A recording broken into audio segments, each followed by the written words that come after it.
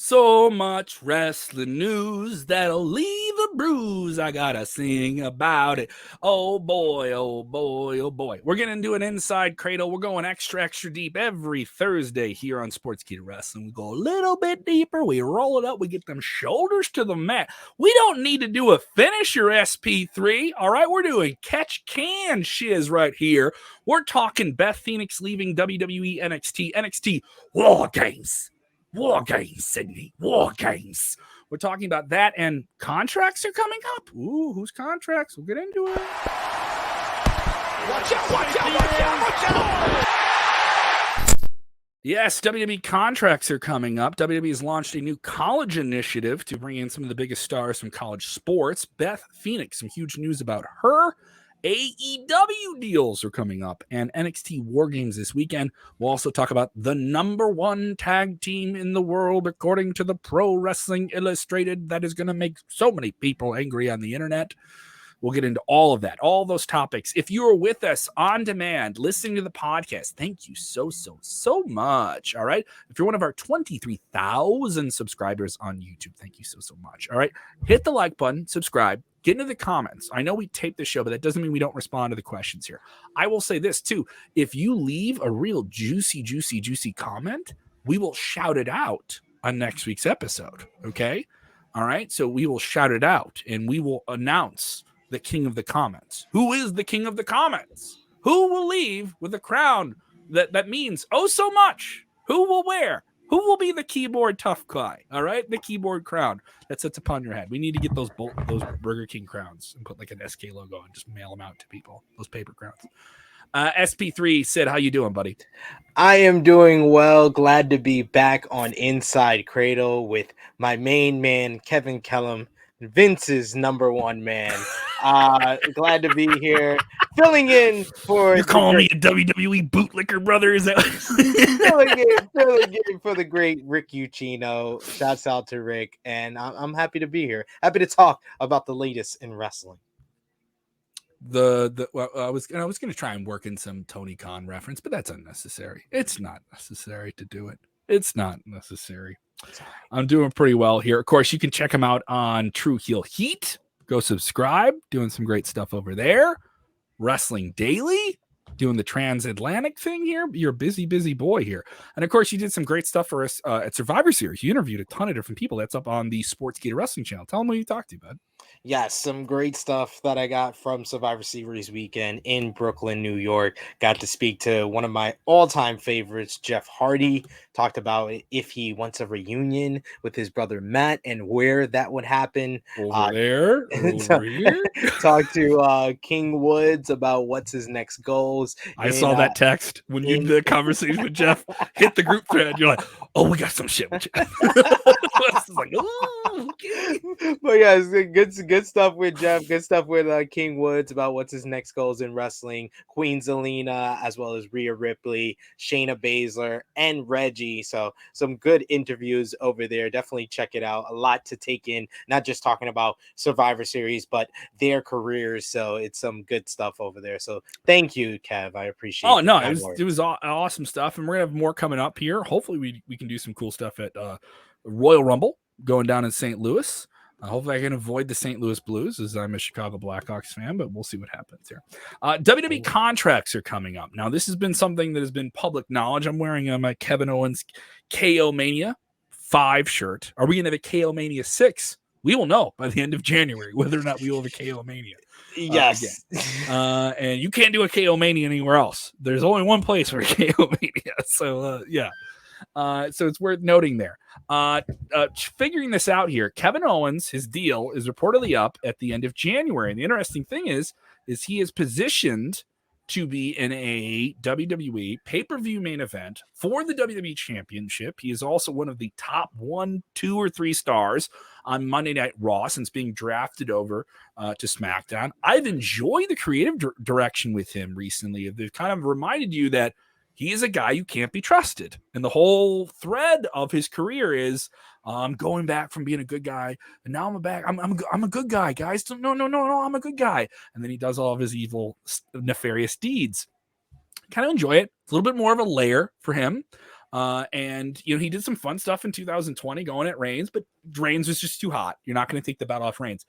I do think he has a legitimate chance before his contract is reportedly up in January to take the title off of Big E here. I'm not saying it's going to happen, but they add another element, another wedge in the wheel here as Seth Rollins won the title shot. Kevin Owens has worked his way into it. He's politicked his way into it, And Big E is your valiant champion who will defend it and fight and defend the honor of all WWE fandom here. What do you think? Kevin Owens has himself in an interesting scenario. In the next little bit, we'll talk about NXT people that could be on the fence of leaving WWE. But Owens certainly seems like the most interesting one here. And he's now tweeting out things like, it's 30 days until I win the WWE championship. It's this many days until I win the championship. So KO certainly stirring the pot, whether or not he's going to be an Esteem pot or an Owens pot here coming up in January. Yeah, it seems like Kevin Owens has been the person that has benefited the most from going from one brand to another over on SmackDown. Like you said, in terms of the draft, he's the guy who's definitely gotten the most out of it.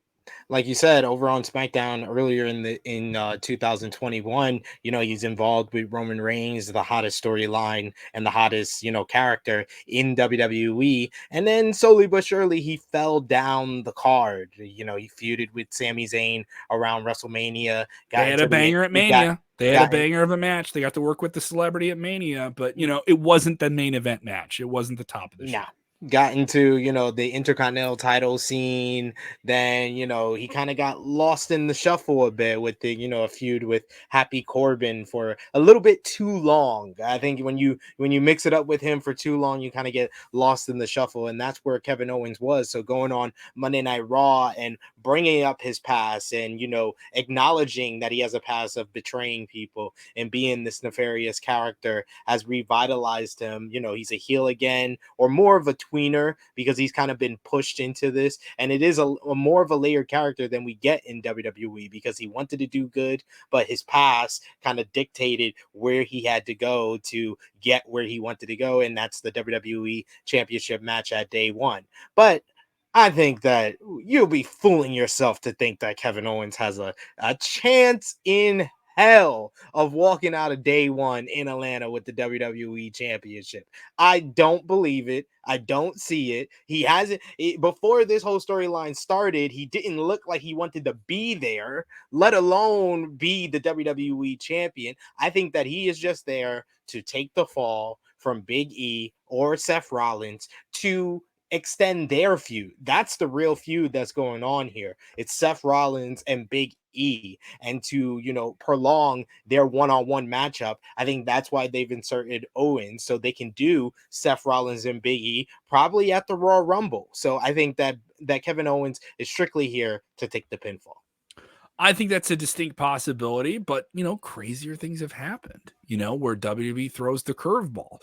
And this is the time before the Rumble where those curveballs kind of get thrown. And not saying they're going to be thrown all over the place. They're just going to throw one or two, and we're going to know one or two big things and then some huge thing at the Royal Rumble. One or two big things. Always some huge, shoes get dropped around the Rumble time. But with this contract coming up, I do think it's clever. WWE's smart. They've had Owens acknowledge it for the hardcore fans because they know WWE's been doing more things where they acknowledge releases this week in kayfabe promos, which is questionable. But I'm not saying I approve it or I thought it was cool, but it was certainly like, all right. You're trying something. I'm not saying if that's the thing you should try, but with Owens, I think they're trying it as well, where he's saying, I could win this title and not be here, and making that is interesting. I'm going to say I enjoy the ride, even if we do get a predictable outcome, and he plays the reliable mechanic in the ring and helps get this storyline down the road, which is, mind you, with Rollins and Big E, I think Big E's doing a great job with the title. I do think he's playing like the Bret Hart, where he's like, bring it on. I'm the champ. I'm going to prove that I deserve this the entire time that I didn't get to have it. Now I have it. I'm going to prove it. And you're going to talk it, and I'm going to be here. I'm going to still. I like that. I like a guy who says, I'm going to be here afterwards. And Rollins is outlandish. It's perfect. That's a perfect combination. And I think they could even ride that into Mania if they wanted to, but we'll see what happens, Certainly it's interesting. It's not clear exactly when when Owens' contract is up, but sounds like it's Royal Rumble time. I almost think I want to see what he does at the Rumble. Like what they do with him at the Rumble would be, what if he won the Rumble and he's supposed to leave WWE like that? There's some good questions. I'm not saying I think he's staying with WWE. He could, he very much could. I've heard some other people say it, but we're right to the window here. And if you're a guy who wants to make some extra money, you really push and you leverage. Maybe if you wait an extra week, there's suddenly an extra couple extra zeros added in there, a couple of perks. Oh wow, I get my own bus. All right, cool. That's what see, sweetheart, that we hold out for a week. That's what we get. That's the thing I've heard from other people in other jobs, entertainment wise.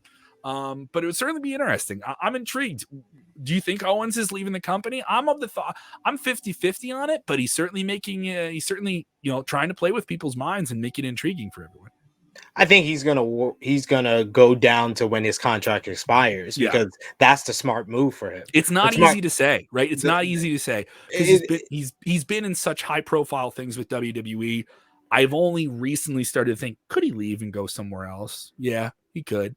But we've seen a lot of people go over to WWE recently. I just don't know, over to All Elite Wrestling, right? That's the obvious, destination. But I don't know if everybody just wants to go over there because they've done it with 2 or 3 people recently, right? It would just be another person jumping. You don't want to be another. But that's the same thing that people said about Adam Cole. That he shouldn't go when the same time when CM Punk and Bryan. But that was super exciting. I was at All Out. That was really, really fun. When you got someone that not only is a ready-made talent, a main event talent, a star who doesn't really have any holes in their game, and 2, you can perfectly fit them into what you're already doing. You sign him. And Kevin Owens is one of those guys because he has this long history with the Young Bucks and Adam Cole as Mount Rushmore in PWG. He has history with a number of guys from the independent scene. He has history with guys like Pac from NXT. He has history with Cody. He's the person that's responsible for Cody meeting the Young Bucks. He's the person that can come in to AEW on day 1 and said this company wouldn't exist without me. So I think that people are fooling themselves to think that Kevin Steen isn't probably, even with all the talent that have been released in the past month, Kevin Steen is the number 1 draft pick for AEW come 2022 because there's not that many guys in WWE that have that many strings in AEW and what they're doing right now that Kevin Steen has. So the smart thing for him is to work until his contract expires because then he can hear both deals. He can hear a deal from WWE. He can hear a deal from AEW. It's the same situation that Bryan Danielson and Adam Cole were in. They did the smart thing and worked until their contract expired. They heard both deals and they made the choice that they thought was best for their careers. So I think that's the best thing for Kevin Steen to do. I'm not saying I think that he's going to leave WWE, no, it's but too hard to predict. Right? I know I'm asking you to predict it, but it's too hard. The smart move for him though is to work until your contract expires. Do not re-sign with WWE before your contract expires because then you never know what AEW is going to offer. If you're WWE, what do you offer Kevin Owens? You got something, and obviously money's money. Like they're going to offer a ton of money, right? He could get maybe the biggest offer he's ever gotten in his career right now, right? What do you put out there as, hey, we could do this with you. We could do this creative outlet with you. We could do these different things with you. They have a huge platform that goes well beyond just Monday night, Wednesday night, and Friday night. They have other things they can do with him. What would you do with Kevin Owens? You got the pencil. Here's some cool things. Here's a story we want to do. Here's a special show we can do with you. Here's this initiative you can do. What would you do with Kevin Owens that isn't being done? That you could say like, all right, this deal, we can do this. We can make this commitment with you. I know, Kev, you love to, think optimistically, whether it be, the independent scene, AEW, even WWE. But I've been a WWE fan for over 30 years. I love the WWE. I wanted to succeed. Here comes the shit. So for my health, hang on. I gotta let him know in the other room. I gotta let him know. Hey, here comes it. Here's the Sid shit alert, everybody. Just letting them know in the other room. For my if they smell it in the other room. My healthy mind state, I try not to think of things that are never gonna happen in WWE. Why should I say, oh, I wanna see Kevin Owens win the WWE Championship in the main event of WrestleMania? Unless the fans hijack a show for months, that ain't happening. I want it for. I'm being hypothetical, Sid. I want it for nearly 20 years after being a young African American kid from New York, seeing The Rock win the WWE Championship. I want it for over 20 years for an African American to win the WWE Championship. Give me another 20 years. It took Mustafa Ali getting injured. It took fans hijacking shows for months. It took 101 gauntlet matches, but we finally got Kofi Mania. So I'm not going to sit here and say... I got you. Strung along. Got to get you down the road, buddy. I'm not going to sit here and come up with great ideas. So what I think they can present to them that's realistic is... a title program with Roman Reigns after WrestleMania, a feud with Edge, one of your all-time, favorite heroes. They haven't done that yet. They haven't done that yet. They can dip into there. These are things that are realistic. I think that sometimes when that question is proposed, the reason why I did the big introduction to get you to my answer. Give me one more 20 years. One more 20 years. 20 years. Your voice went straight up. 20 years. 20 years. I waited for another African American, another person. I'm wearing his shirt. Daniel Bryan. Bryan. I saw started from the bottom. Ring of Honor in a gym with me and 100 people watching Daniel Bryan be a wrestling genius. I saw him get to the WWE. I was so happy to see him get to the WWE. It took him strangling an announcer with a tie, him getting fired. I recently just did a Sportskeeda top 5 about wrestlers that have been released from WWE multiple times. And Bryan Danielson and Daniel Bryan was not in the initial script. And I sent it back to our producer, Arnav. I was like, we need to have him in this. Like, this is like, and he goes, really? I was like, here's some more notes. Here's some more. And he's like, all right, yeah, for sure. And it was one of those things. That video's out now. Also, if you guys just want to watch top 5s, by the way, I know some people may be watching this on YouTube or Facebook. Check out Wrestle Binge. It's our kind of alternative channel. It's just our top 5 videos. It's like just stuff like that.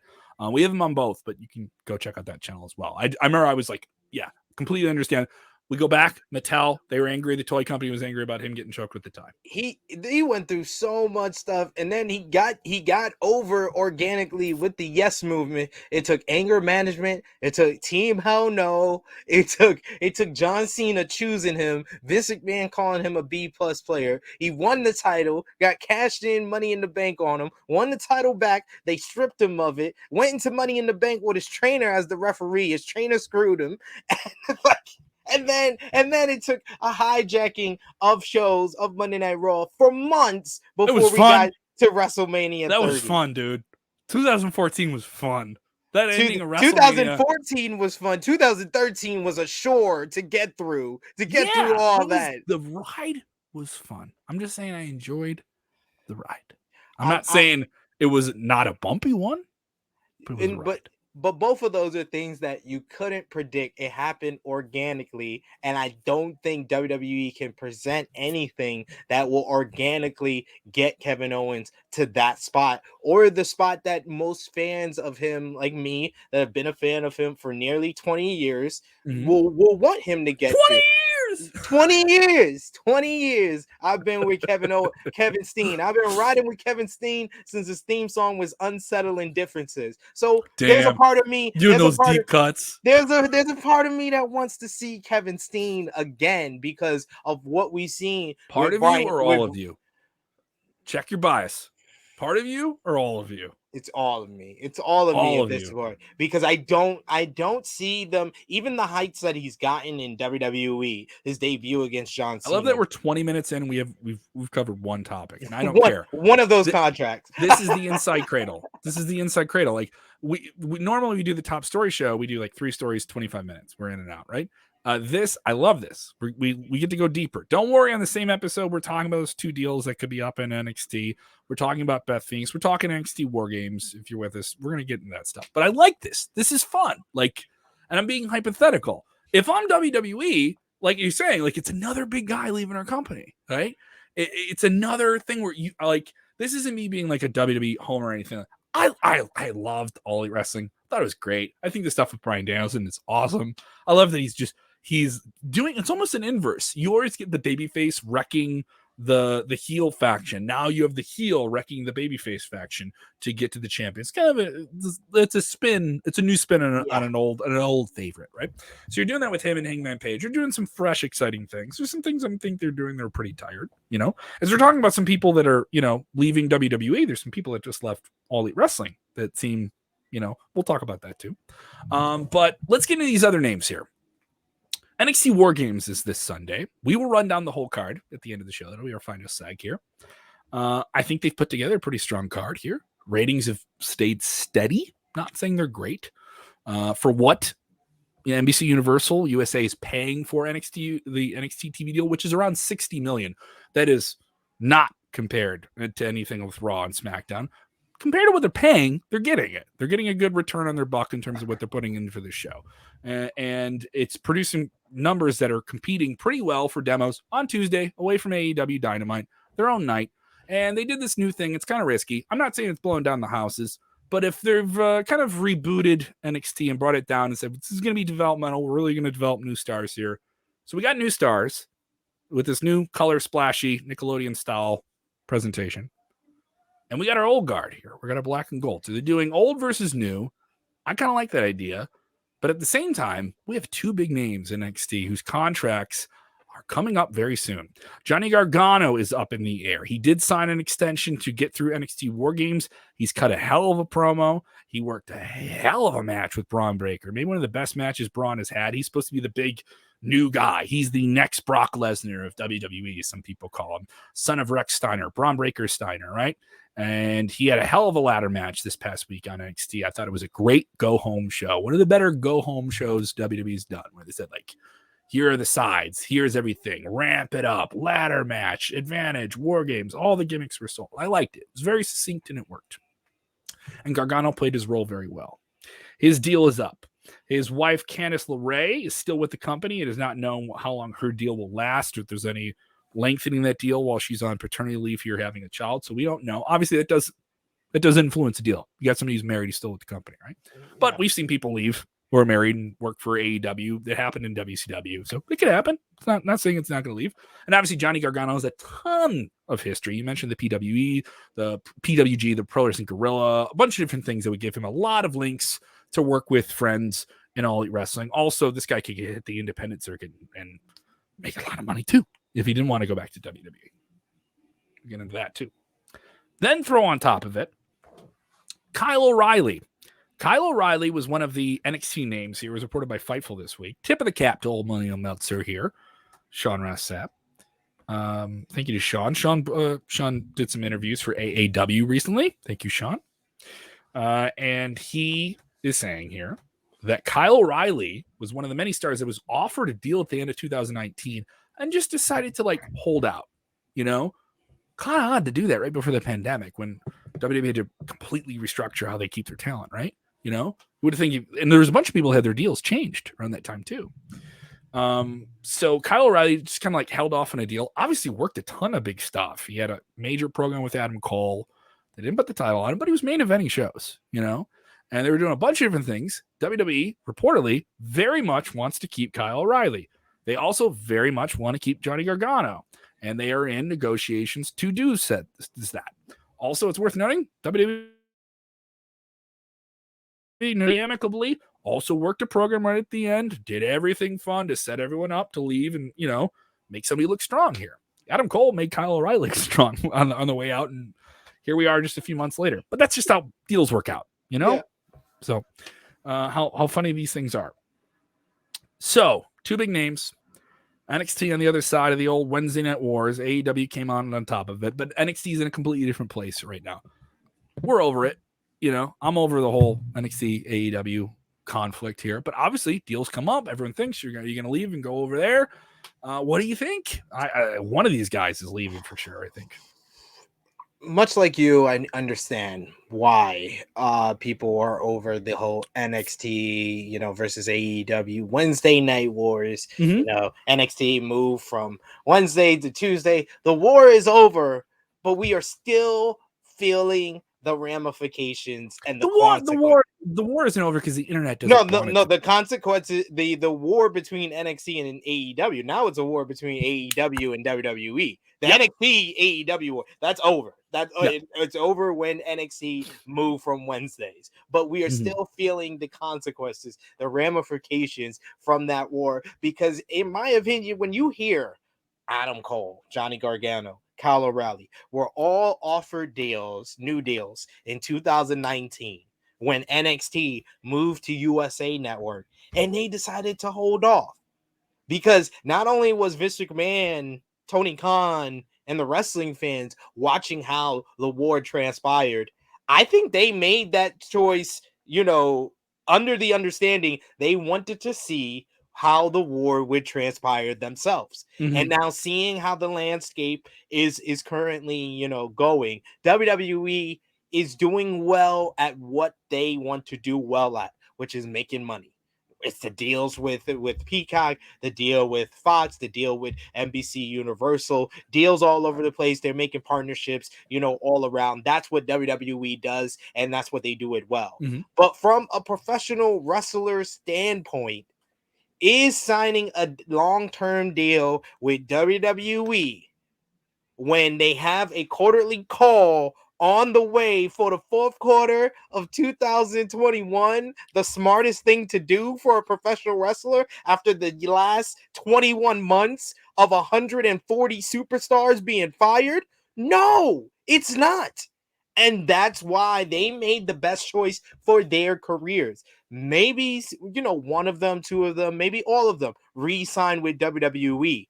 But they can look at the landscape fully now by letting their contract expire. For someone like Kyle O'Reilly, he's another one that has a lot of ties in AEW. He's got Bobby Fish there. He's got Adam Cole there. They can reunite UE, undisputed elite this time. No era, it's just elite over there in AEW. He's got history with guys in the independent scene, so he has a lot. And guys in NXT as well, so he has a lot over there. Johnny Gargano's one of the best wrestlers in the world, and he has dream matches that he has never been able to accomplish over in AEW. And he's pretty much done everything he can do in NXT, and he's not a guy that you look at and you think he's going to be successful on the main roster, regardless of everything he's achieved in NXT. I don't look at Johnny Gargano and I say that's a guy that's going to succeed on the main roster, because I can name about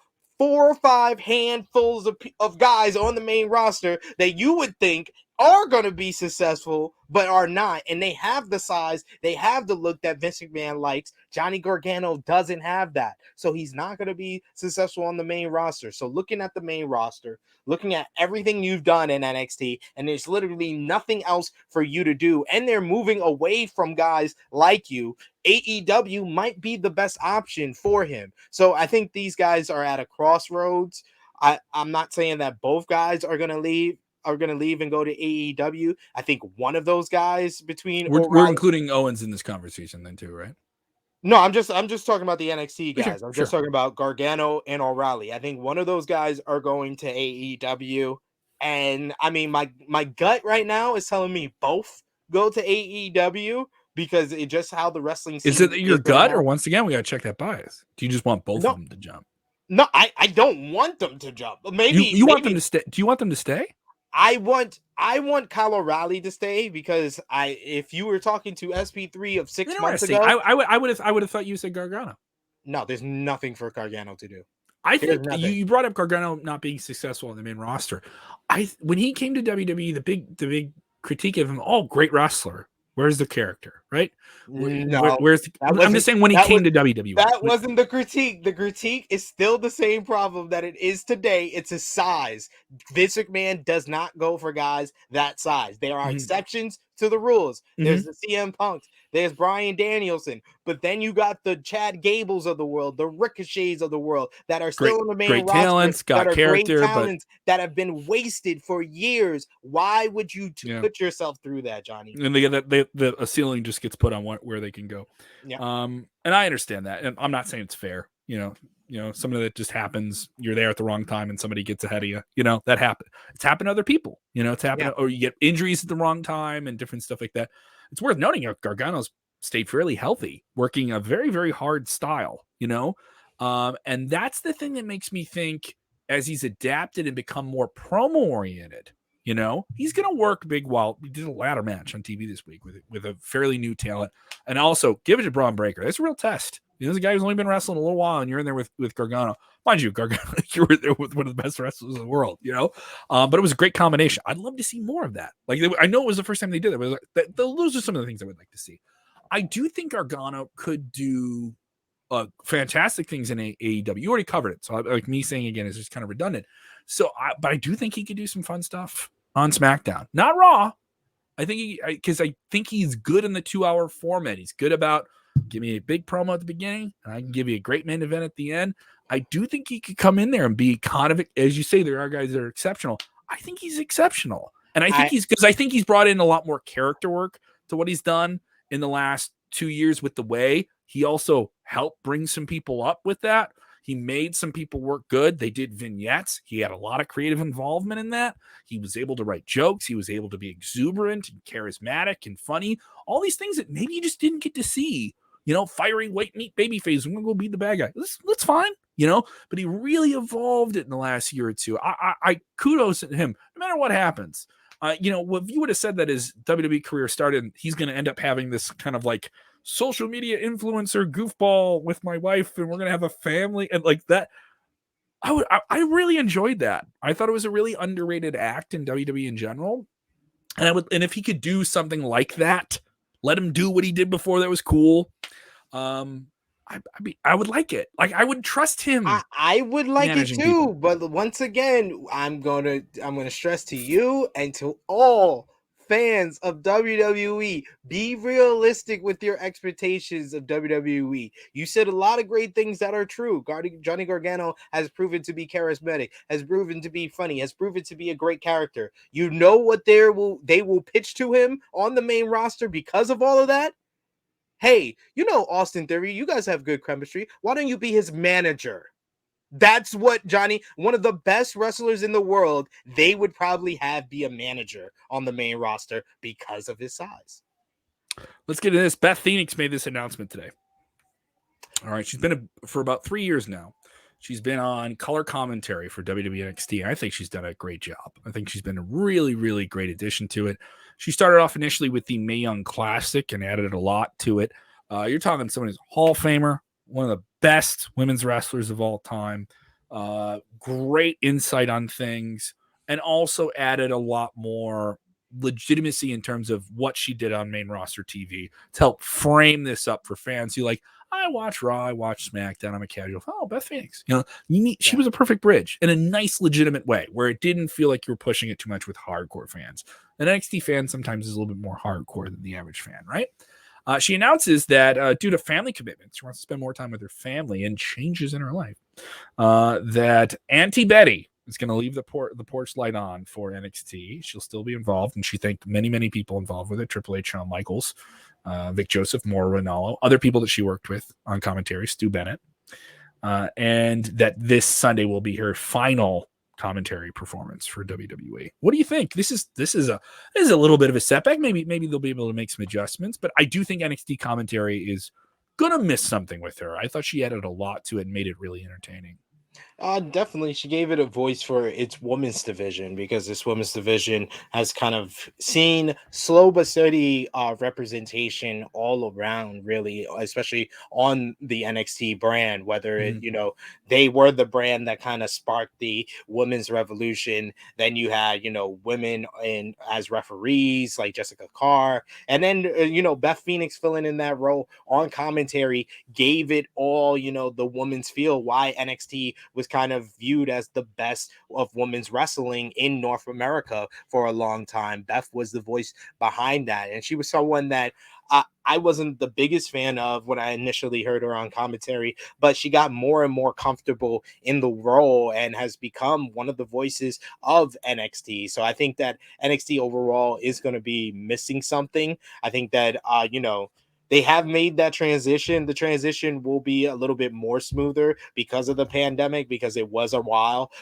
Beth was doing, a lot of her commentary from at home. We only saw Vic and, Wade Barrett at commentary for a while. So I think that will make the transition a little bit easier. But it makes me wonder, are they going to try to put in another female commentator? Are they going to try to get another former talent to fill in that role? It would they do a 2-man booth, which in WWE right now would be, they're doing that on SmackDown, but you have a 3-man booth on Raw. Do you go back to a 2-man booth on NXT? It should be very interesting, and this would kind of show the change in the 2.0 and kind of put the stamp that this is another change that they're making and going that route and having the 2-man announce booth. And the women's division isn't what it once was, what it even was maybe 7-8 months ago, but transition. It's a transition. Some talent they released, some talent moved up to the main roster, and then I'm willing to give it a chance on NXT, but losing Beth Phoenix is a blow to the brand overall on the aesthetics. Worth noting here, though, she says she's still with WWE. This isn't her leaving the company. And this correlates into reports that we covered yesterday on Sportskeeda, that across the board, multiple outlets reporting that WWE is looking at the idea after this past Monday Night Raw, the big Monday Night Raw show with Edge's return in Long Island, New York. Who is his new program going to be? He's the feature player. He's in that Undertaker, Brock Lesnar show up now and then role. Who's he going to be in a big program with? He just did I thought him and Rollins had a great Hell in a Cell match at Crown Jewel. So who's next? Him and Miz. It's a curious choice here. Miz, veteran player. Him and Edge have only kind of gone back and forth a little bit, but never a full-fledged program here. 2 veteran players here. All right, this is interesting here. Thought maybe they would go with somebody younger. But Maurice was with Miz. Of course, they have Miz and Mrs.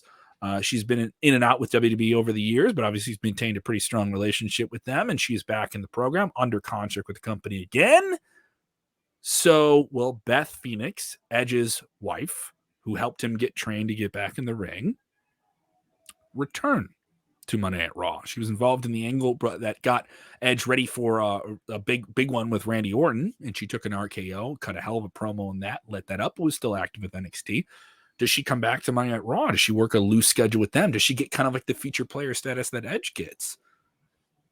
I can see it, and it would be something that kind of gives WWE more incentive to pay more attention to their women's division, which has been, I will say the second half of the year has lacked what the first half of the year had. The first half of the year, they had attention in all, especially their title scenes, whether it be the Raw Women's title. Yeah, Belair and Sasha had some great business at Mania. The women's tag team titles, they paid attention to all of those. There's off. There's 2 or 3 women's tag team titles. The SmackDown tag team title, the SmackDown Women's Championship. Charlotte's the champion. She's feuding with Toni Storm by throwing pies in her face.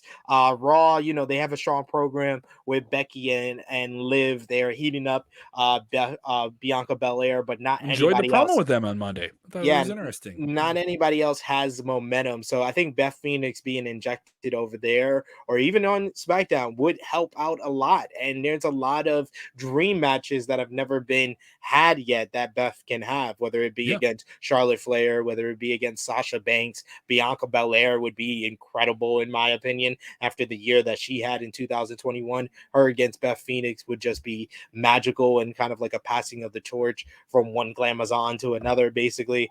I would love that for sure. So there's stuff for Beth to accomplish, and I feel like she retired at a time where this is a whole new generation that she could come back and she could be very fresh and do what Edge has been doing for the most part since his return.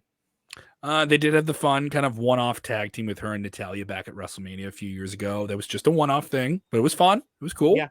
I think that would be cool if they put them back together as a team. All right, she doesn't have to get in the ring all the time. You can win the women's titles. They don't defend them all the time anyway. So I mean, you can just win those and just do some cool stuff with it. There's a lot of fun things you can do with Beth right now. Where you could reinsert her. She knows how to cut promo. She can really get somebody along. I would her on SmackDown with somebody like Aaliyah would be cool. Her with Belair. You brought up a bunch of new scenarios. I'd be on board with that. I wouldn't be opposed to it. Yeah. Let's get into this one. The PWI top 50 tag teams was announced, and the Young Bucks are number one. Young Bucks are number one. Be elite. Be the elite. Elite. Now, it's worth debating. This always comes up. Are they the number one tag team in the world? Well, they certainly had one of the best tag team matches I've ever seen. Them versus the Lucha Brothers in a tag team cage match for the AEW World Tag Team titles at All Out. The tag team match of the year so far. One of the best tag team matches I've ever seen. Indeed. Absolutely fantastic. They've cooled off since, but it's only been a few months, guys. It's not that big of a deal. Everyone can't be on top all the time. And not everyone needs to be on top anyway. But you're looking at the whole calendar year. We're getting near the end of the year, right? I wanted to start talking best of stuff, and I was told, hold off. We're gonna get to that in a couple weeks on Sportskeeda, and you will be deeply involved in it. And it will create debates. But this is what these best ofs do. Are they the number one tag team in all of wrestling? I gotta say, it's hard to debate them being number one. It's hard to debate that. Come on, man. It's Bucks. If this was like a fill in the blanks question, like the Young Bucks are the number one tag team on the PWI 50, my answer would be duh. If you think otherwise, you either need to open your eyes or just stop watching wrestling. Maybe 2021 wrestling isn't for you. Or maybe you just have a deep bias against the Young Bucks that denies you from acknowledging someone that you really dislike. That's the word of the show. We should have a clicker for bias. How many times like the word bias comes up? You have a bias against them. You dislike them, so you can't acknowledge anything they do that is good or great. But you just mentioned one of their fantastic matches. Honestly, if we're doing a spoiler for the year-end awards, my match of the year is the Young Bucks versus the Lucha Bros. That's your match of the year, like overall. Match of the year in professional wrestling. That steel cage match was magic. Great spots, great emotion, great storytelling, and an awesome finish that had everything you would have wanted. But just look at the year overall. And this is not people should understand PWI is from basically 1 October to the next October. It's not calendar year. Okay. It's not calendar year. Okay. It's 1 October to the next October. So go back to October 2020. November 2020, they win the AEW World Tag Team titles and a match of the year candidate, regardless of what you think, against FTR, a beautiful love letter to professional wrestling. Then you turn the corner to this year. They reunite with Kenny Omega and the Good Brothers. The Elite is back together. AEW is on top of they're doing their best ratings that they ever did. And go back to all those shows that were like their record ratings, like in the top 5 best ratings that they ever did. If you go back to all those shows, the Young Bucks are either in the first or the second highest rated segment of those shows. So their draws, their merchandise sales say that as well. But look at the great matches that they had throughout the year. Revolution against MJF and Chris Jericho. Double or Nothing against Eddie Kingston and Jon Moxley. In April, they had a 5-star classic with Pac and Ray Phoenix. They had a great match with Penta and Eddie Kingston. They had classic match after classic match. Great match with the Jurassic Express on Dynamite. Just look at their Dynamite matches against SCU, Varsity Blondes. If you look at every tag team on the AEW roster, their best match has probably been against the Young Bucks. They've proven to be draws. They've proven to be great wrestlers. And then the heel turn, that character change, using their attire to draw heat on themselves. Outlandish gear. Outlandish gear. Sometimes the biggest news of the week was talking about what the Young Bucks were wearing or their facial hair. Like, that's how in-depth their character was in getting people talking in professional wrestling. So they checked the box in every single category. The only team that was close to them was the Lucha Bros, but when I say again, it's from October to October. They just won their AEW World Tag Team titles in September at the near the end of the deadline. So I think that it's obviously the Young Bucks, and it really isn't close this year. I agree with you. They're a clear number one. What other teams made the list that kind of surprise you or make complete sense to you in like the top 5 area? You have the list in front of you? I don't have the list in front of me. I do remember it was Lucha Bros at number 2. I believe Dangerous Techers at number 3. And then the Usos at number 4. I thought that was pretty high for the Usos, just taking into account that Jimmy Uso just returned in May. I'm not taking anything away from the Usos. No, they had some bangers this year, though. If the Usos had a full calendar year under their books, they would probably be in the running with the Lucha Bros and the Young Bucks for the top spot. But I just felt like they only had about 4 months in the period where they were active. So I thought that was pretty high. And I thought a team maybe like FTR, Santana, and Ortiz probably deserved to be in the top 5 a little bit more. It's worth noting, you think about just tag teams, you're a tag team wrestler. It's worth noting with Usos, they're the secondary act to the biggest act in wrestling right now, which is Roman Reigns. He's the biggest act in general, and they're a part of that, and they're a huge compliment to it. They had some bangers this year. I thought them and Mysterios, I know it's a kickoff match. You can't say a kickoff match. It's like more people see those kickoff matches sometimes than they see all of a Raw or all of a SmackDown. And those really, really get out there. Everyone thinks it's like the worst spot to be in. That is the opening match on a pay-per-view now. In the digital era, the opening match on a pay-per-view is the kickoff match, not the match that actually opens the main card. People don't realize that. You talk to people that work in wrestling, they're in there, they're doing production. They're like, no, in terms of opening for the live crowd, that's the first match they see. And sometimes that's a great spot for you to be in if you're not going to be in the main event. And they had a couple of those, and I think they did a really, really good job. There's one they did with the Mysterios I remember being fondly. Not saying it's the top match of the year, but you think about what they did to get on that list. We talked about contracts coming up in WWE. It's worth noting. Same issues coming up here in All Elite Wrestling in 2022. It's not clear when, but we had some come up already, and some of these were amicable. Most notably, Big Swole is no longer with All Elite Wrestling. She's decided to amicably leave the company. She left a very, very nice, classy note, just saying it's kind of come to this difference, and here we are. No insight as to what led to this decision, but she mentioned, some soul searching was involved in it. It was not an easy decision to make here, and she's no longer with the company here. She did have a small kind of run there against Britt Baker, but nothing huge. I was expecting a lot more of Big Swole, and I think a lot more fans were expecting All Elite to be all in on her, and they weren't. I don't know what made them pull back here. I think they were. I think it's more to do with her personal battles with Crohn's.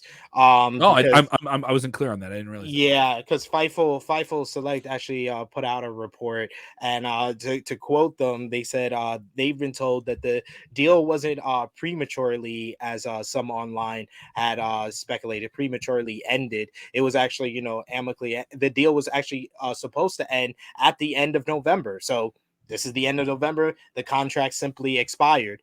Swole had that is their MO. That is an All Elite MO. Is they don't want they understand the position they're in, and this is industry word to people that sign with them. Is it's never written in a contract with All Elite Wrestling, but it is understood that we don't want you to leave this company going somewhere and trashing us. We're still new, and we want everyone outside of this company to still want to be in this company. WWE can do what WWE wants because WWE is WWE, right? And to a certain degree, that's just circumstantial. All Elite Wrestling, even though everyone thinks, they're the real number one, they're still number 2 guys. Like in terms of like people wanting to compete for contracts, TV deals, endorsements, things like that, still All Elite. So they want to be competitive, and so in this regard, they don't want people leaving the company. So there has been talk when this came out, this is me talking to people in wrestling, that if you leave All Elite Wrestling, there is sort of like an unsaid, it's not in a contract, an agreement where if you leave and you stay cool, that's good, and no one has gone on the record of trashing them yet, or leaving and say, I didn't like it, And that's a pretty good thing. Pretty good thing to have in wrestling right now. With WWE, you could say whatever you want about us. We're still gonna have WrestleMania. We're still gonna have everything we need. But All Elite Wrestling could say that too. We're still gonna have Dynamite on. We're still gonna have Dynamite on Wednesday. We're still gonna have AEW in general cares more about public perception than it seems WWE. They're a very new company. You know what I mean? WWE is at the point they don't care about the public perception in a lot of ways. In some regards, they do if it's like a scandal or if someone gets into some type of trouble. But as far as like the releases and stuff, that kind of shows you they don't really care that much about public perception. But I would say they care. I was going to say that's more the point. They care, but they don't care as much as All Elite Wrestling, because All Elite Wrestling is a very new company. So you got to stay. We want to keep everyone in the tent, as long as they can before they go and check out the other channel. And they want that like big budget ECW vibe, which is what Tony Khan has said many, many times. They want everyone drinking the Kool-Aid and being happy when they do it.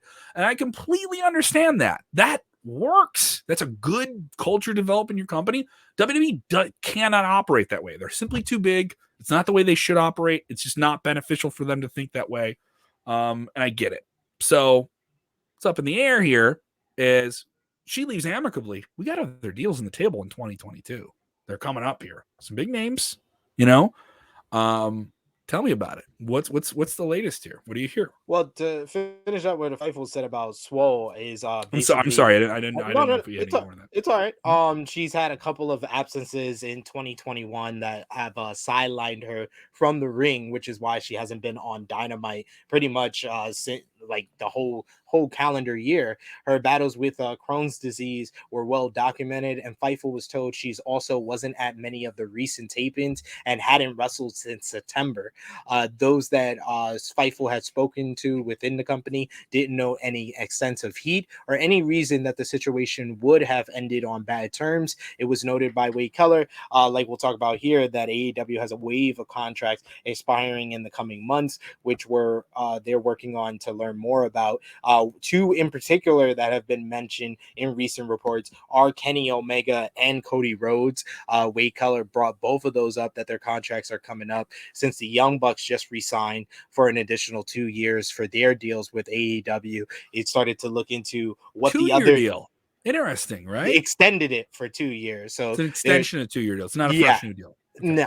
No, it's just an extension. Was that an option? Do we know any details? I think that was an option to extend for 2 years. But Kenny Omega hasn't re-signed his new deal. Neither has Cody Rhodes. Cody Rhodes just had the big main event win over Andrade El Idolo in Atlanta street fight. Table. Oh god, flaming freaking table, ridiculous stuff. No t-shirt on, dude. Wear a t-shirt. He had flame retardant stuff on his back. Did he have flame retardant stuff on his back? Yeah. They drew light to it too, which made it probably the big sight sore for the entire match. It did look like somebody put a lot of wax in your back. What's going on? Yeah. I was I was watching it with a friend, and he's like, is his back peeling? Did he get a bad sunburn? Like it looked like something like that. But he did it afterwards. I think that not many people have been talking about those two contracts coming up is because they're EVPs, because they are two of the founding fathers of AEW. It's not likely for either one of those guys to go to WWE or to not re-sign with AEW. I think it's a foregone conclusion. Both of those are assigned, but it's a wave of contracts that are coming up in the coming months. So it should be not small names. These are not. These are prominent people with the company that they've invested some time in here. Yeah, and they just re-signed Britt Baker and Scorpio Sky, but there's guys like Frankie Kazarian, who's been there since the first couple of months. There's Hangman Page, who's the current AEW World Champion, who's a day one guy. Darby Allin, Sammy Guevara. These are the guys that are notable that we don't know for sure when their contracts are up. That started with AEW in 2019, so we don't know which one signed 3-year deals, which one signed 5-year deals. But so it should be interesting what names come up in the next couple of weeks of their deals are coming up or gonna re-sign with AEW. It's certainly interesting, and you and I were talking before we went live here about some people who were certainly in a position in All Elite Wrestling that is less than expected You know, this is where we get speculative. This isn't saying we have information on this or insight on it. But less than expected. All Elite Wrestling gets going in 2019. Change the goddamn game, right? Exciting stuff. Flipping tables. All these different things that happen. All these indie guys are really going to bang the freaking horses down. And watch out, Stanford. We're coming for you. All right? And it's going to be Young Bucks and Cody and Kenny Omega leading the way. And you know who's going to be right behind us? It's going to be Joey Janela. It's going to be Sonny Kiss. Where are they? You know, guys that were in that first wave that aren't a part of the mix here. Now, obviously, Chris Jericho is going to be all over this. He should be. He's Chris Jericho. His deal is coming up sometime soon here. Not saying he's going to leave All Elite Wrestling, but if I'm WWE, you go to Chris Jericho, you say, Chris, you're in your 50s, okay? And you get to do all this cool stuff. You got an awesome podcast. You're doing rock and wrestling, Raging Cruises, all right? You got your awesome band, Fozzy. You're a successful guy. You only got a handful of matches in you left, right? You're going to have that match in All Elite Wrestling? Or do you want your match in WrestleMania, where a lot of people know your names? Kind of lucrative if I'm Chris Jericho. Hey, I did the thing. Put All Elite Wrestling on the map. I'll go make some big money deal over at WWE. And guess what? If I'm an All Elite loyalist, I'd be like, that sucks, but get it, you know? As far as those other guys you mentioned, like Cody, Kenny leaving, oh my God, what a betrayal that would be. like what a betrayal. Like if Jericho went over, it would be like, all right, Jericho, thank you. No, but right? you the reason I was almost smiling when you were talking about all of that is you literally said the reasons why that would not happen. You got your cruise, you got your podcast. Well, you can't have any of that stuff over here, but here's a match at WrestleMania. You know what? In 2019, no, but in 2021, with the way the environment is, I think WWE says no. You don't think Vega, Axelina Vega. That's not how that works. Yeah. I do think those things are going to be different though, just because I think the pandemic changes stuff. I also think there's exceptions to the rule, and Jericho is one of them. You know, I'm not saying he goes there for a long time, but it would very much surprise me if he doesn't do something with WWE. This is the same thing that I said when people were like, "Oh, you know, Adam Cole, he could re-sign with WWE." I was like, "No, he said he really wants to be on Twitch. Oh, they can just give him the Twitch." No, but that's a domino effect. If you give one person the Twitch, then you got AJ Styles, Cesaro, all these guys that canceled their Twitch knocking on your door like, I want my Twitch too. I just you telling me Jericho is big in the Twitch game now? No, but I'm just saying that was with Adam Cole. With Chris Jericho, he's got a podcast, he's got a cruise. He had that when he was in WWE. He did not have the cruise. He did not. That was the whole downfall. That's why he went to New Japan. That's why he started working with all these other companies. It's because WWE. Sid, just hear me out. Sid. But let me finish. When he went to do the cruise with WWE, they didn't want that. They didn't want to give him NXT talent. That's why he went and did other deals. So I don't think he's gonna make that deal right now with his contract coming up. If you're talking about in 3-5 years. Is he not going to leverage them for more money? He's going to leverage either side for more money. Probably so, but yeah. I'm just saying right now, no, it would not be wise for Chris Jericho to do that. In 3-5 years, when he's done his cruise plenty of times, when he may be done and tired of the podcast game, yeah, go back to WWE, do one more match, go into the Hall of Fame. That's great and dandy. But if you think you have more time in the wrestling sooner game, than we think? It may be, but he said he's doing a cruise next year. Yeah. He said he's still doing his podcast. It's not the right time to go to WWE then. Sure. But would you put it past him to not do something in WWE before he's done with wrestling? No, that's what I said. 3-5 years? Yeah. But in the coming that's all months, I'm getting at. I just don't know if that's this year or next year, you know? Remember, we started the conversation with his contracts coming up in the next couple of months. This is the options that he has. No, it's not really a viable option. And I don't think crazy. He can use it for leverage to get more money from AEW, but it's not a viable option for him right now with everything he wants to do. Let's get crazy. Sometime in 2022, you're a fan of wrestling. Don't care where you fall in terms of your loyalty. Some of these big names jump from All Elite Wrestling to WWE. What is that reaction like? How big is that? Because we saw so many names go over. and the market flow. We saw this in the 90s when there was WCW and WWE. It went back and forth. There's bound to be people that are going to go over to New York, right? There's bound to be WWE saying like, all right, you guys were clever. We saw what you do. Now we're going to offer a ton of money to some people. We're going to offer in some astronomically high amount of money, which WWE did sometimes to get people to come over from WCW. And if you were in WCW, you were in the lower end. WWE, you were in the lower end. You're like, what the hell? Like, I stayed for less money and you signed so. So that's going to happen. That stuff's absolutely going to happen, right? Yeah. And then there's some people who got let go by WWE that'll come back now as competitive. Oh, we need to fill this slot. We need this stuff. That's going to happen, right? But some of those all elite names go over to WWE. Who are those names? Who would do that right now? And you're going to say, oh, it's a bad idea or something like that. Someone's going to do it. Someone's going to be offered some money. Someone's going to be pitched an idea they like. Someone's going to get some TV time they're not getting, or they're going to get something they feels more appealing, or they get to work with somebody they haven't worked with before, or gets to be on a show they've always wanted to be on. And also, it's still WWE. You know, you still get to be on WrestleMania if you work in WWE. You still get to be on the Super Bowl show. You get to be on Raw or SmackDown or NXT, and those shows don't exist. You know, the Dynamite doesn't exist if there isn't this, you know, general media space that they all play in here. Who jumps? Who jumps from All Elite Wrestling to WWE? Who's the most likely to do it? We haven't said who's going to do it. Who's going to go through the reverse forbidden door here? Brian Cage, just the initial person who comes to mind. He's someone that his wife has voiced displeasure with the way he's been used, and he's someone that doesn't, you know, jump off the screen as far as, you know, he's a great worker, but is he the worker that CM Punk, Bryan Danielson, Kenny Omega is? No, he's just as good, or like on the level just below them, but he's not on their level as a worker. He's not on their level as a star. So all of those guys are going to be ahead of them. They got their 4 pillars that they're going to position ahead of them. They're starting to put more attention on certain women like Britt Baker, Thunder Rosa are going to get more attention than them. They got their established stars like the Young Bucks. Like, so there's so many people that's ahead of him. Who's going to jump? You tell me Brian Cage, but there's got to be more names than him. Brian Cage.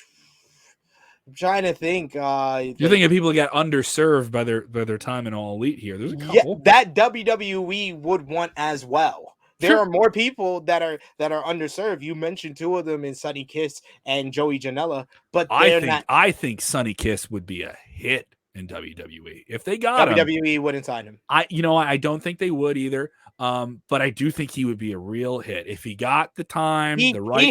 He has the talent. He has the charisma to do it. But WWE, and you have to think of it from both mindsets. Yeah. Would this person like to go there, and would WWE want to go there? I want to go there with them. I don't even think Sonny Kiss really wanted to go there. Sure. I mean, maybe that'd be something that he grew up on and he wanted to go to. But I think that Sonny Kiss likes the freedom of being on the independent scene. And he's such a bigger star now that he's been on AEW. He can make more money on the independent scene, honestly. Or even going to some place maybe like Impact Wrestling, where he can get up there in like the X division and get more of an opportunity, is better off for him. So there are certain people that I could see going, leaving AEW and going back to the independents. There are certain people that I can see leaving AEW, going to Impact Wrestling, going to MLW, going to NWA, New Japan Pro Wrestling. But there are not that many guys that I can see them leaving and wanting to go to WWE, and WWE wanting them. But Brian Cage is at the top of the list, and probably one of the rare ones that I know for sure. Both he wants to be there, and WWE would love a guy like him. What would be the most shocking one? I'm being highly speculative right now. Just, oh my God, how could that happen? Shocking one, I would go with either MJF or Jungle Boy.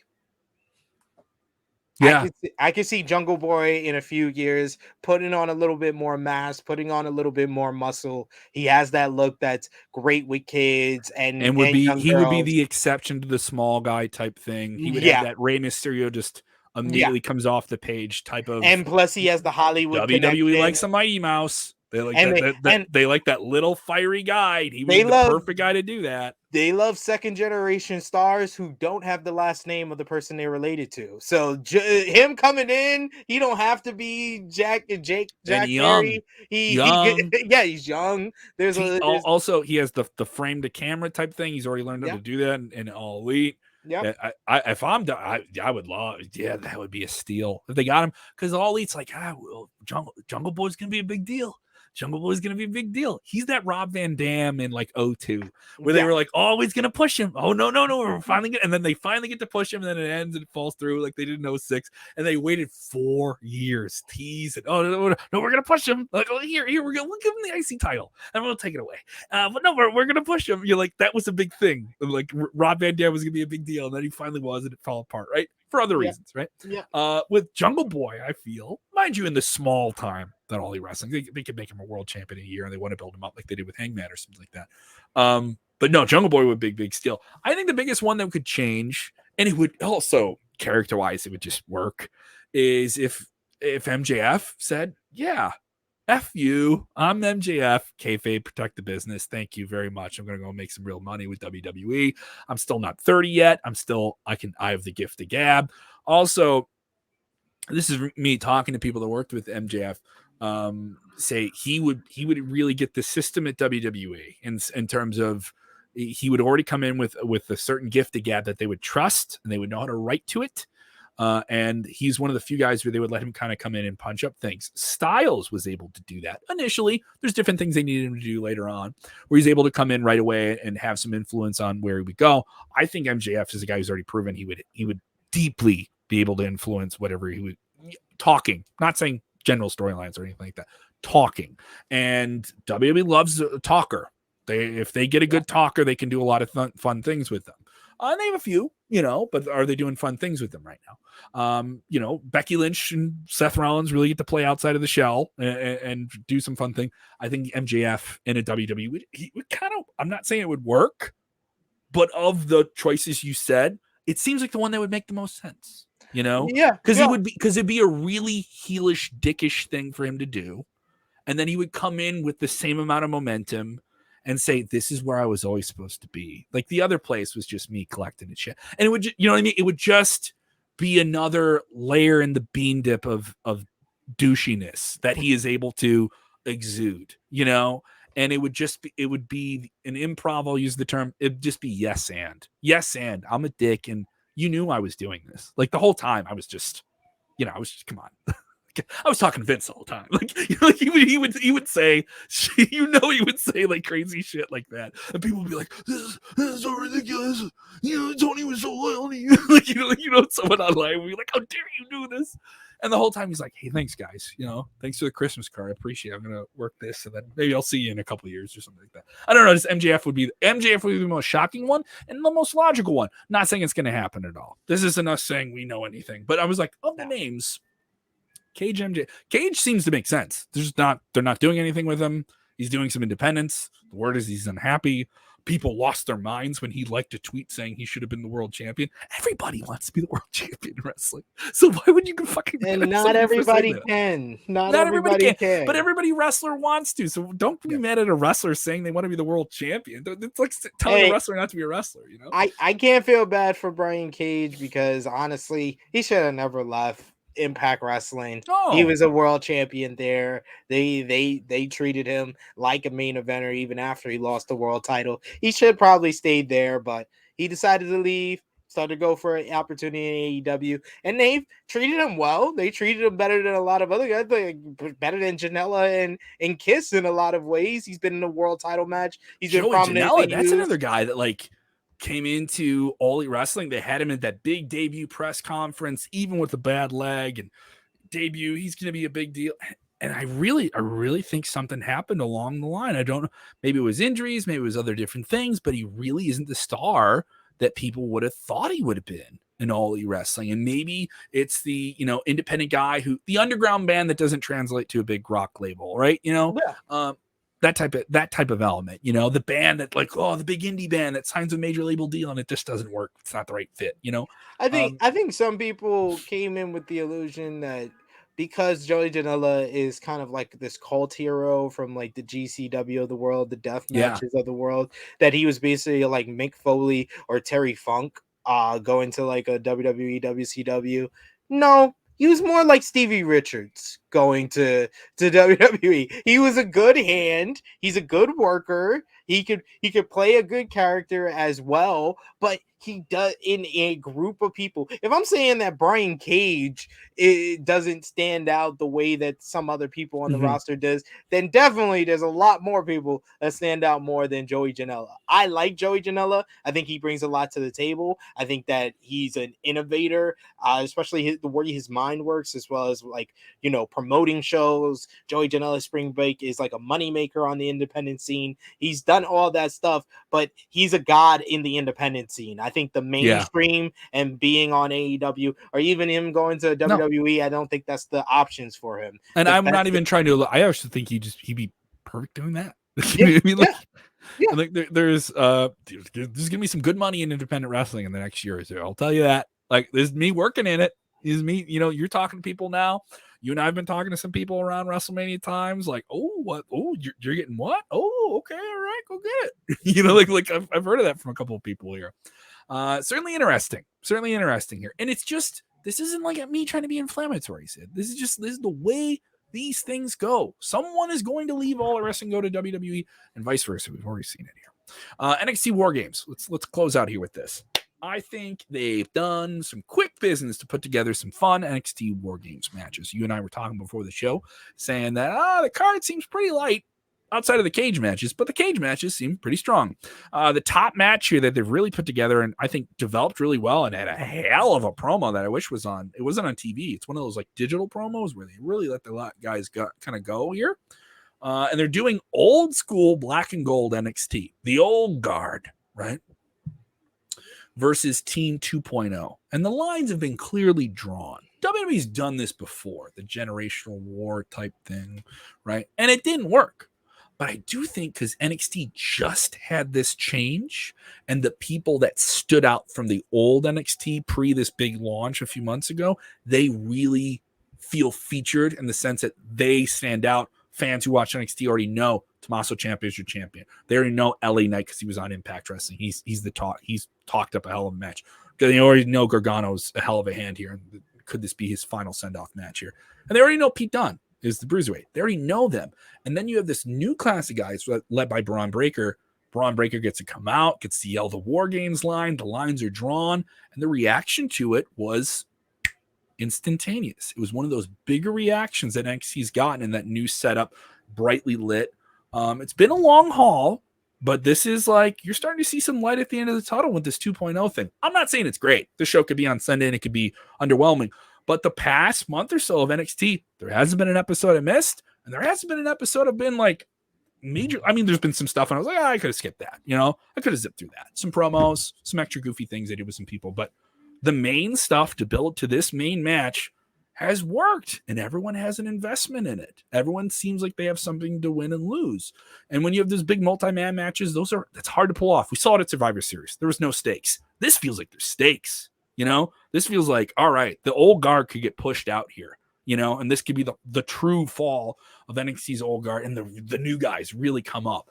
And I think it's very interesting. A lot of fans think this is 2.0's coming out party, that the new breed of NXT led by Braun Breaker is going to get something big here. What do you think? War Games, 2 cages. The NXT has a pretty good track record of making these shows awesome. I thought the War Games match last year, Team McAfee and Undisputed Era, was one of the best matches that WWE did in the pandemic-y era. What do you think here? I think that this is going to be a strong output from the NXT roster. I think that the best way to describe 2.0, the build up to here, since its rebrand in general, is polarizing. Because you say not any of the shows in the build up to this show has missed. I'm just saying in the last month, there's been some that was like, oh man, what are they doing here? You know? There's been plenty I saw that missed on this past month. Okay. So the best.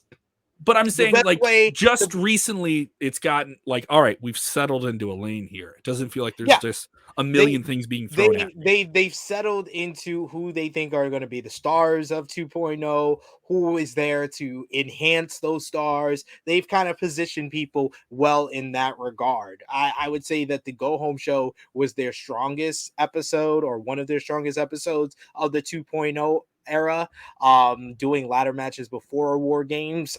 I'm not that big of a fan of. I don't think that makes too much sense. But Dakota Kai and Kaylee Ray was a banger as hell, and I liked what they did in trying to elevate Braun Breaker with the second ladder match with Johnny Gargano. But I do think that this is going to be the 2.0 coming Art Party, and they already started that with the name to the show, because it's not NXT Takeover War Games, it's NXT War Games. So they're putting the stamp right in the ground that we're in the 2.0 era. There's no more takeover. It's just NXT and what's the tagline. So they're already showing that there. And this might be the big win that Braun Breaker, Tony D'Angelo, Grayson Waller, and Carmelo Hayes need. And those are kind of the guys that they are building this 2.0 era behind. So it makes sense who they got in these matches. And I think they did a pretty good job of working on this card in a short amount of time.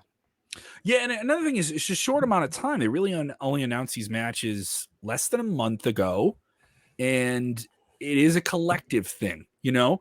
I also, War Games is a thing. You know, they've built it up well on NXT and that side of things. Yeah, they did take away the takeover thing. I know some people blew up big about this, but this week going into it, I don't see anyone bitching about it. You know, initially there was some online backlash, but now I think people kind of get it. All right, we got to swallow the tough pill and be like, all right, NXT isn't what it once was. It can't be. It just can't be. You can't just keep pretending that you're doing the same thing. I love Metallica. They made some albums that didn't work, but they needed to make those albums to make albums I like recently. They have to go through this transition. You have to pass the proverbial kidney stone to paint the picture here, right? And I think the stone has passed, and we're going to see some light through the tunnel. Oh, wow. I'm really painting a really awful analogy here. But no, I'm into this. Who wins? You think for sure this is Team 2.0? Braun Breaker, Carmelo Hayes, his boys are coming out on top here. Yeah, I think 2.0 are definitely going to win. Probably Braun Breaker getting the pinfall. And I think the reason why there hasn't been that many people complaining about the name change is because I think a lot of the fear when they rebranded it in the first couple of weeks didn't go as many people expected it to go, was that they were going to ruin the takeover name. That can this group from 2.0 live up to the name and the reputation of takeover? So the fact that it's NXT War Games and it's under its own thing, it can't blemish or improve on the reputation of takeover. Takeover can be what it was. We had 36 takeovers. Sorry, I had the wrong thing there. They were all awesome, are all at least good to great, our all-time classics. Let it be that. Now NXT War Games starts a new era. Leave the memories alone. Yeah, exactly. You have to go back to that Fuel song they used for Ric Flair.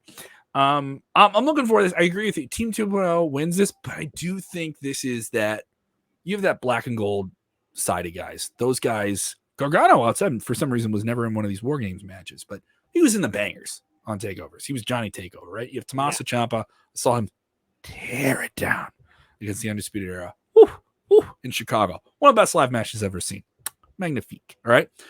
You have Pete Dunne, who, sticking with WWE. He could have made the jump, but he's sticking with WWE. You're going to put him in a banger. He's going to be all right, you're going to put me in the main event?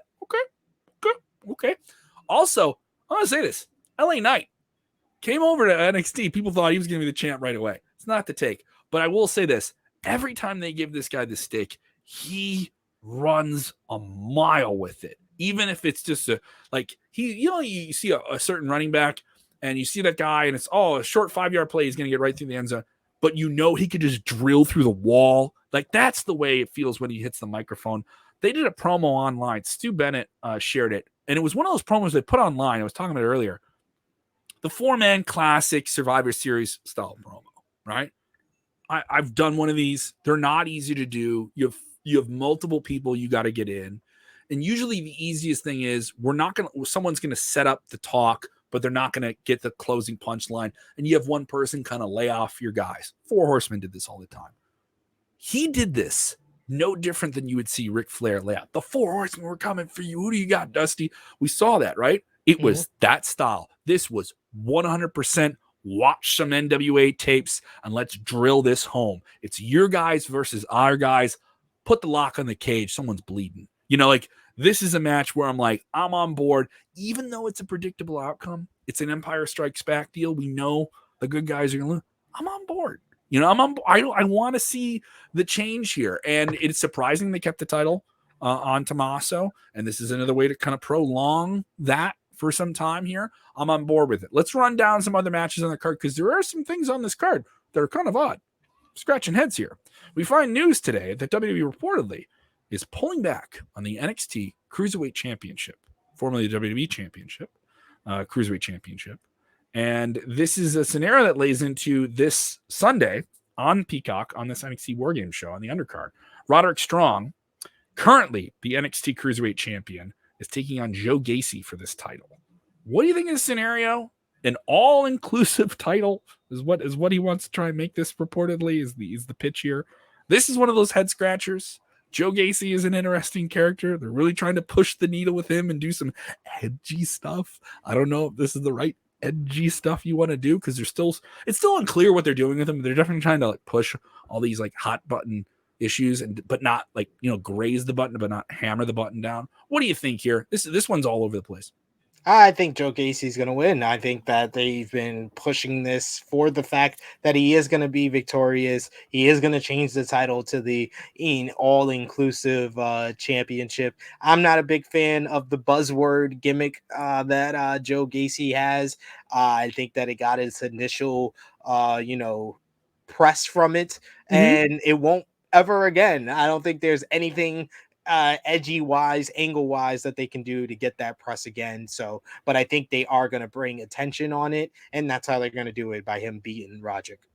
I'll say this: I'm not in love with it, but I'll say Gacy's. You see somebody do something well in WWE. Whoa. Lost Kev out of nowhere, ladies and gentlemen, as we're talking about War Games.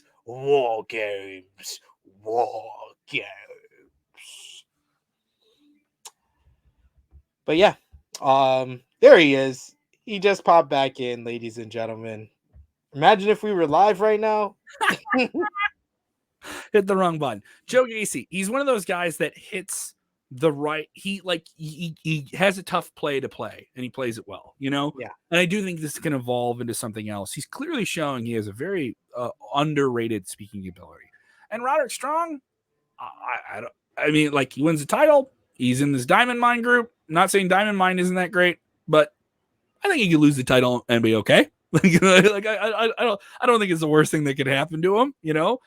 Undisputed Era fell apart. And he has this new group, and they're just not there. But he's the veteran in it, so he can anchor that group. He's doing better than the other undisputed Era member in WWE right now. Kyle O'Reilly in action on this show. What do you think about Kyle O'Reilly here? Because this is the understated thing we covered quite in depth here is him and Gargano. Is this their final match in WWE? Yeah, I think he's here to, take the fall for Imperium in the tag team title match. Make Von Wagner look strong. He's going to probably take the heat. Von Wagner is going to come in for the hot tag. He's going to go wild. He's going to look strong. Kyle O'Reilly will probably get another tag in, and he'll take the fall. I think that's what he's here for. He was here to kind of introduce Von Wagner to 2.0, and he's done his due diligence, and now he can go on his way. He can go on his way. Just usher him out of the business here. Kyle O'Reilly and Von Wagner taking on Imperium.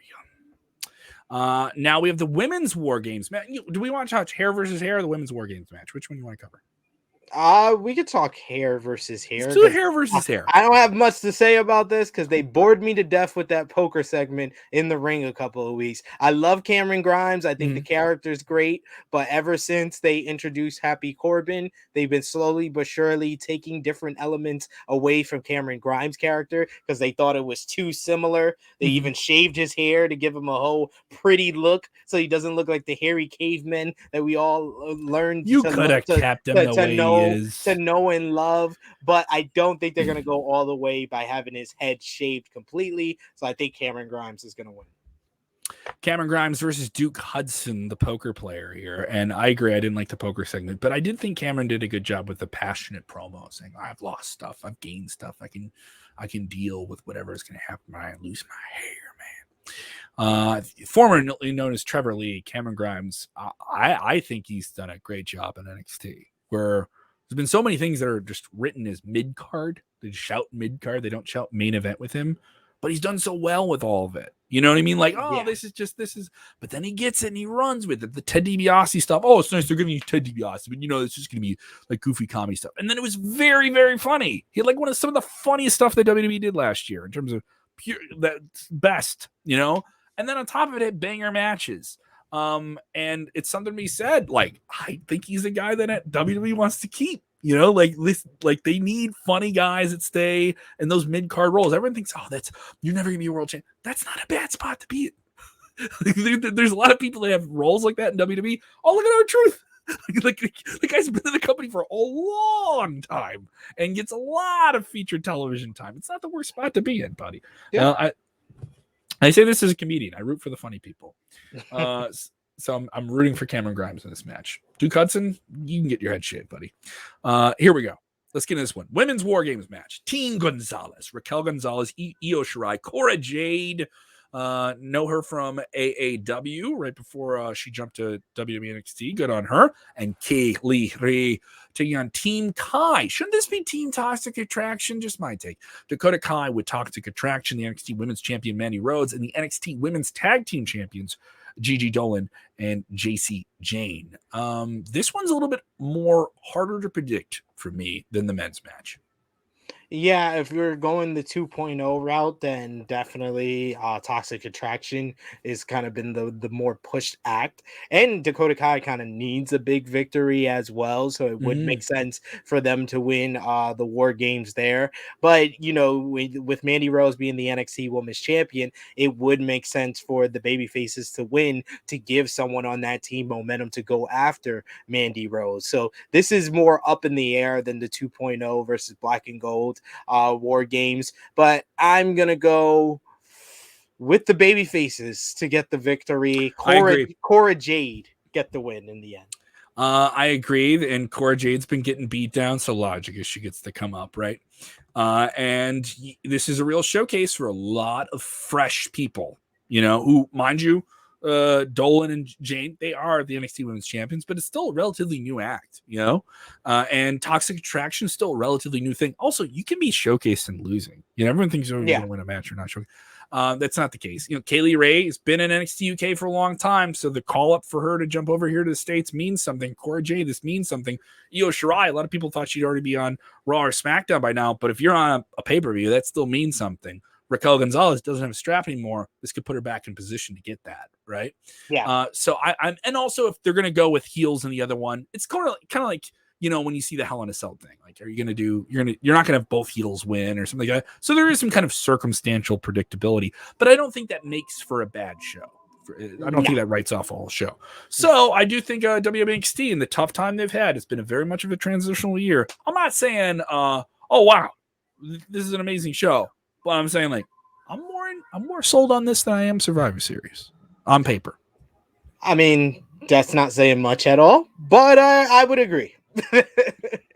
And Survivor Series exceeded my expectations quite a bit with, Charlotte and Becky having a hell of a match. And there were some fun things on that show, but it was an underwhelming show. We thought we were getting The Rock. Didn't happen. Mind you, they didn't advertise him, but it didn't happen. So this, though, I think they're going to deliver on what they advertise. And they didn't advertise Rock, but we thought we were getting The Rock, right? Because that's just us talking ourselves up. This, we know we're getting more games. Promoted the guy the whole night. That's why. Exactly, right? You say you're getting a big War Games matches. You got 2 big War Games matches. You have a lot of cool people in it. The storylines are all there.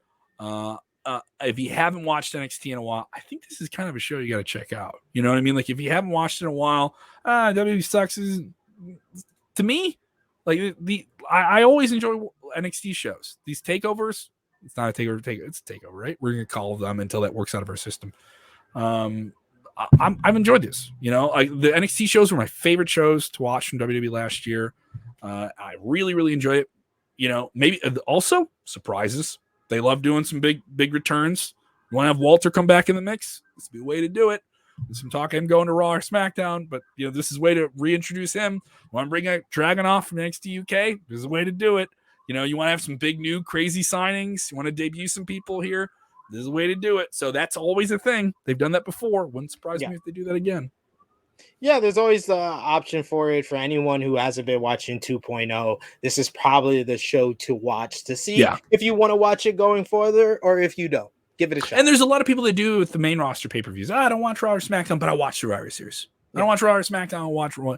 I think you can do that with these war game shows, these takeover shows, and get your same level of casual satisfaction from it, you know?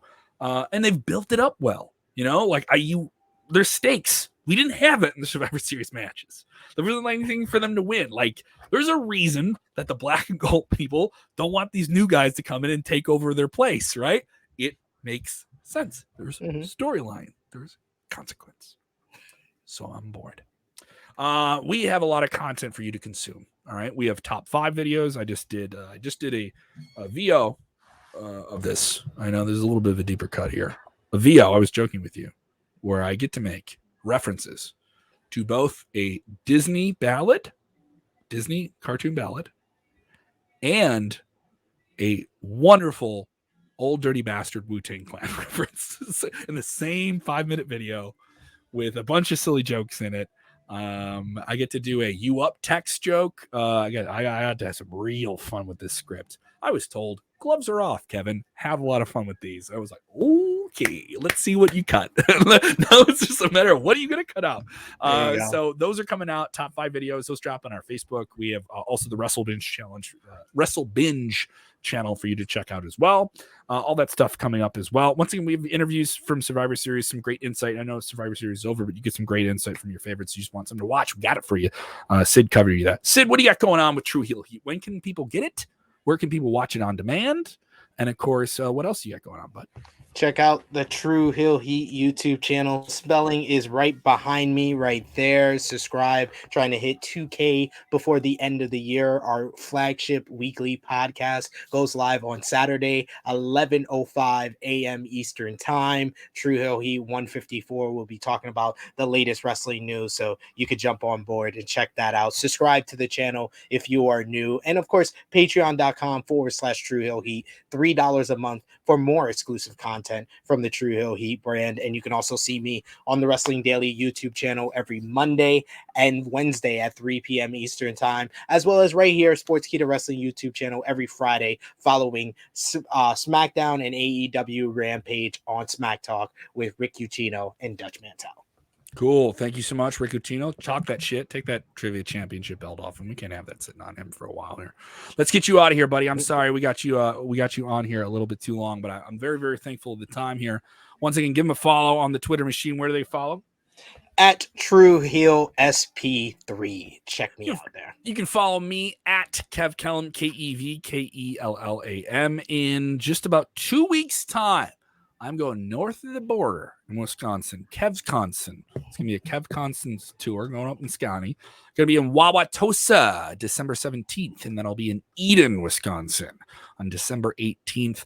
All of those dates, all those things on my Twitter at Kev Kellam. If you haven't seen me do stand-up, I am trying to book something for Dallas. Trying to make all the Wrestle Funnies in Dallas. So if you know somebody, got some cons, got some wrestles you want to do, all right?